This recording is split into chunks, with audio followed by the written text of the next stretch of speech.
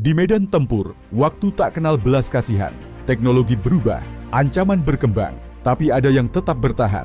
Di tengah era drone dan rudal presisi, Indonesia masih menggantungkan sebagian kekuatannya pada para penjaga besi tua, tank-tank tempur legendaris yang meski usang masih setia menjaga tanah air. Indonesia memiliki sejarah panjang dalam pengadaan kendaraan tempur lapis baja, terutama tank.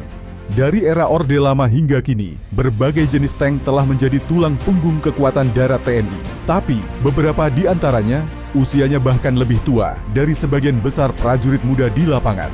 Tank ringan asal Prancis ini mulai berdinas di Indonesia sejak tahun 1960-an, dipakai dalam operasi Trikora dan menjadi salah satu ikon militer di masanya. Dengan meriam kaliber 75 mm dan bobot hanya 15 ton, AMX 13 lincah di berbagai medan.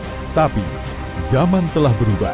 Kini, tank ini lebih sering terlihat dalam parade, museum, atau latihan terbatas. Namun, jangan salah, beberapa masih aktif di kesatuan cadangan. Usia boleh tua, tapi semangatnya belum padam. Masuk ke Indonesia pada tahun 1990-an, tank ringan ini punya kelebihan pada kecepatan dan mobilitas. Senjatanya, kanon 90 mm yang cukup untuk mendukung infanteri di medan terbuka. Tapi di balik kecepatannya, ada kelemahan. Pelindungnya tipis. Dalam era peperangan modern, Scorpion lebih cocok sebagai kendaraan pengintai bersenjata ketimbang tank utama. Inilah amfibi tua nan tangguh. PT-76 masuk ke Indonesia pada masa kedekatan dengan Blok Timur. Tank ini bisa melaju di air, menyeberangi sungai dan rawa.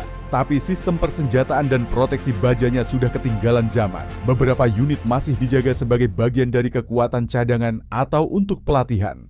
Pertanyaan yang kerap muncul di benak publik, mengapa tank-tank tua ini masih aktif? Kenapa tidak diganti saja dengan Leopard baru atau tank modern lainnya? Jawabannya, tidak sesederhana itu. Pertama, logistik dan biaya. Mengganti seluruh armada tank memerlukan anggaran besar, dan Indonesia punya banyak prioritas pertahanan lain. Kedua, pelatihan dan kesiapan. Tank-tank ini masih bisa digunakan untuk pelatihan taktis, pelatihan mekanik, hingga pengujian manuver. Ketiga, sejarah dan warisan. Beberapa tank tua dianggap simbol perjuangan dan dedikasi militer Indonesia selama puluhan tahun.